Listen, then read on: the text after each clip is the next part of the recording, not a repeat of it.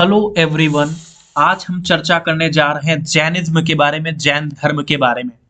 तो मैं हरि द्विवेदी अपने यूट्यूब चैनल अमृत हरि क्लासेस में आप सभी लोगों का स्वागत करता हूं। तो आइए अब जानते हैं हम जैन धर्म के बारे में। जैन धर्म के बारे में यदि देखें हम या बात करें तो जो जैन धर्म है एक तरीके से प्रागैतिहासिक काल जो है, भारत में प्रागैतिहासिक काल रहा। प्रागैतिहासिक काल के बाद आद्य ऐतिहासिक काल आया। आद्य ऐतिहासिक काल के बाद में ऐतिहासिक जो काल है वो आया। प्रागैतिहासिक काल में भारत में ये कंडीशन नहीं, या विश्व के परिप्रेक्ष्य में भी ये बात करें तो उस समय से है मनुष्य के पास क्या होगा कि ना तो वो कोई लिपि जानेगा ना वो कुछ लिखेगा। क्यों? क्योंकि जब वो लिपि जानेगा ही नहीं तो वो किस तरीके से लिखेगा। तो उस दौर में उनकी जानकारी का जो स्रोत है हमारे पास, हम केवल पुरातात्विक स्रोतों के आधार पे ही कुछ बता सकते हैं। और उस दौर का मनुष्य जो है, अर्थात पाषाण काल का जो मनुष्य है, वो किस पे डिपेंड होगा? तो वो शिकार पे डिपेंड होगा और वो उपभोक्ता की भूमिका में होगा, ना कि उत्पादक की। आद्य ऐतिहासिक काल में ये होगा, यानी सिंधु घाटी सभ्यता और वैदिक काल में ये होगा कि लिपि तो है लेकिन वह लिपि आज तक पढ़ी नहीं जा सकी है। इस वजह से ये दिक्कत आएगी कि हम उनके बारे में, चाहे वो प्रागैतिहासिक काल हो या आद्य ऐतिहासिक काल हो, इनके बारे में जो हमारी जानकारी है वो केवल अनुमान या प्रागैतिहासिक जो स्रोत है, पुरातत्व के स्रोत है, उसके आधार पे हम कह सकते हैं। अब आगे जो भारत में ऐतिहासिक काल है वो शुरू होता है 6वीं शताब्दी ईसा पूर्व से, यानी महाजनपदों का जो उदय हुआ या जैन धर्म और बौद्ध धर्म आए, इनसे जो टाइम चालू होगा उसको हम कहेंगे ऐतिहासिक काल, हिस्टोरिकल एज। और इस समय से हमारे पास पुरातात्विक स्रोत के अलावा हमारे पास जो स्रोत हैं इनके जानने के, वो लिखित साक्ष्य भी हैं। ऐतिहासिक जो पुरातात्विक चीजें हैं वो तो है ही, और आगे चलकर विदेशी जो यात्री हैं उनके विवरण भी हैं। तो आइए अब हम चर्चा करते हैं जैनिज्म के बारे में, जैन धर्म के बारे में। अब जैन धर्म की बात करें अगर, कि किस तरीके से जैन धर्म भारत में आया, कैसे क्या इसकी स्थापना हुई, या किस तरीके से वर्ण व्यवस्था के जो 4 वर्ण हैं, ब्राह्मण, क्षत्रिय, वैश्य और शूद्र, इसमें से जो दूसरे नंबर पर है और जो शासक वर्ग की भूमिका में थे उस समय, उन लोगों ने ब्राह्मणों के विरोध में या प्रतिक्रिया में किस तरीके से एक नए धर्म की स्थापना की। वैदिक काल का जो अंतिम फेज है, जिसे हम उत्तर वैदिक काल कहते हैं, उसमें यदि देखें तो हमारे जो वैदिक धर्म है, वैदिक काल है, उसमें क्या है, कई कमियां आ चुकी थी। और वैदिक धर्म जो प्रारंभ में किस पर बेस्ड था? एक तरीके से तार्किक तौर पर था।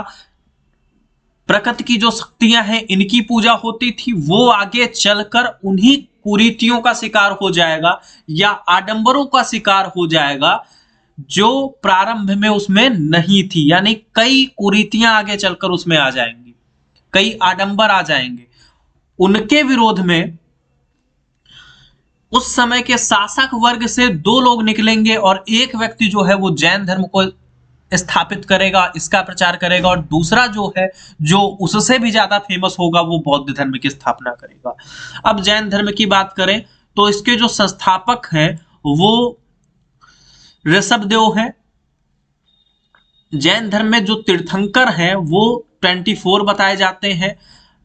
इसके बाद प्रमुख जैन तीर्थंकर और उनके प्रतीक चिन्ह की चर्चा करें तो ये काफी ज्यादा इंपॉर्टेंट प्रश्न है कि ऋषभदेव जो है इनका प्रतीक चिन्ह जो है आक्स या सांड है। अजीतनाथ जो दूसरे तीर्थंकर हैं, इनका हाथी या एलिफेंट है प्रतीक चिन्ह। संभवनाथ का घोड़ा है, समपार्श्वनाथ का स्वास्तिक है, शांतिनाथ का हिरण है, नामीनाथ जो है इनका नीलकमल है, अरिष्टनेमि का शंख है, पार्श्वनाथ का सर्प है, महावीर का सिंह है। तो इस तरीके से जो मुख्य जैन तीर्थंकर है उनके नाम और प्रतीक चिन्ह दिए गए हैं। और इनमें से ऋषभदेव एवं अरिष्टनेम के नाम ऋग्वेद में मिलते हैं। अरिष्टनेम को क्या कहा गया? भगवान कृष्ण का निकट संबंधी।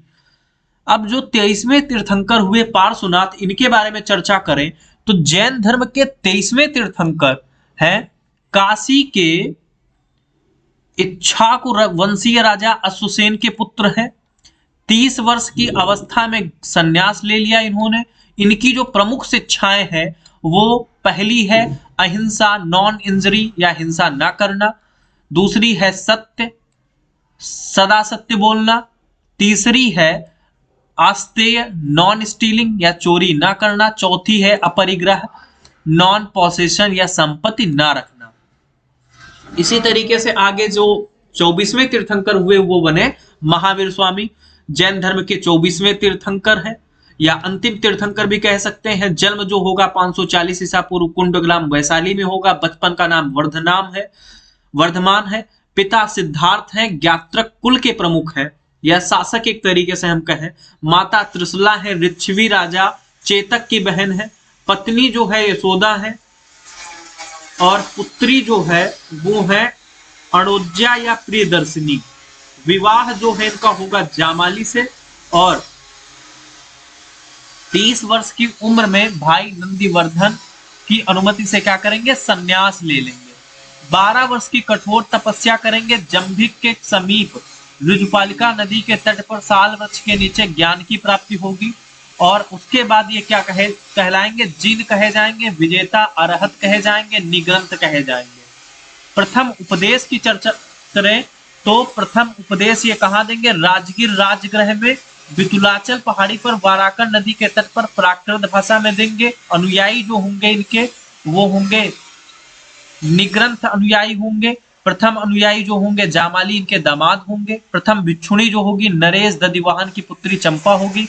अपने 11 शिष्यों को 11 गणधरों में विभाजित कर देंगे। महावीर के बाद प्रथम उपदेशक बनेंगे आर्य सुधर्मा और मृत्यु जो है 468 बीसी में पावापुरी में राजगीर बिहार में होगी, मल्ल राजा सृष्टिपाल के काल में। अब जैन धर्म की विशेषताओं के बारे में चर्चा करें, कैरेक्टरिस्टिक ऑफ जैनिज्म के बारे में देखें तो जैन धर्म ने अपने आध्यात्मिक विचारों को सांख्य दर्शन से ग्रहण किया। यानी जो आध्यात्मिक विचार है वो सांख्य दर्शन से लिए गए। ईश्वर को नहीं मानते ये लोग और आत्मा को मानते हैं, अन्यता है। पुनर्जन्म एवं कर्मवाद में क्या करते हैं? विश्वास करते हैं। त्रिरत्न जो है, त्रिरत्न ये है कि सम्यक दर्शन है, सम्यक ज्ञान है, सम्यक आचरण है। यानी right belief, right knowledge, right action. इसके लिए 5 महाव्रत बताए गए: अहिंसा, सत्य, अस्तेय, अपरिग्रह, ब्रह्मचर्य। और जैन धर्म के सप्तभंगी ज्ञान के अन्य नाम जो है स्यादवाद है, अनेकांतवाद है। इसका विभाजन हो जाएगा 300 ईसा पूर्व में। 12 वर्षों का भीषण अकाल पड़ेगा लगभग 300 ईसा पूर्व में। और भद्रबाहु जो है ये कर्नाटक चले जाएंगे और क्योंकि उस समय अकाल पड़ा रहेगा तो ये वस्त्र त्याग देंगे तो दिगंबर संप्रदाय हो जाएगा। स्थूलभद्र जो है ये क्या हो जाएगा? मगध में ही रुके रहेंगे तो श्वेतांबर संप्रदाय से संबंधित हो जाएंगे।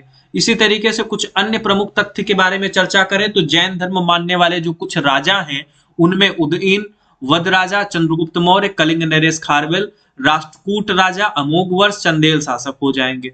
इसी तरीके से मैसूर के गंग वंश के मंत्री चामुंड के प्रोत्साहन से कर्नाटक के श्रवण बेलगोला में 10वीं शताब्दी के मध्य भाग में विशाल बाहुबली की मूर्ति का निर्माण होगा। और मौर्योत्तर काल में मथुरा जैन धर्म का क्या है? प्रमुख प्रसिद्ध केंद्र बन जाएगा। अब खजुराहो में जो जैन मंदिरों का निर्माण है वो कौन करेगा? चंदेल शासक करेंगे। जैन तीर्थंकरों की जीवनी भद्रबाहु द्वारा रचित कल्पसूत्र में है। और महाराजा जो मल्ल राजा है सृष्टिपाल के राजप्रसाद में महावीर स्वामी को क्या हुआ, निर्वाण प्राप्त होगा।